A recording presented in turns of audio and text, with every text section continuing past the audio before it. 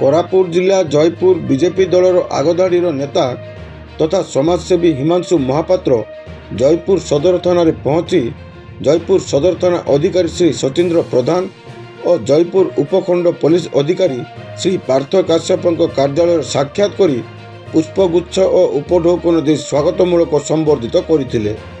जड़े युव थाना अधिकारी भाव में जयपुर उपखंड पुलिस अधिकारी भाव शांति श्रृंखला बजाय रखा भातृत्व संगति प्रतिष्ठा करने अपराधी मानक प्रति दृढ़ कार्यानुष्ठान नेबापी आलोचना करते।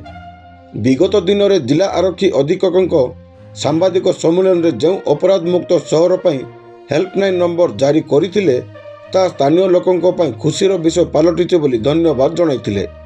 एही संबर्धित कार्यक्रम में मनोरंजन गौड़, बादल चौधरी, मोहन माझी, प्रदीप नायक समस्ते उपस्थित रही।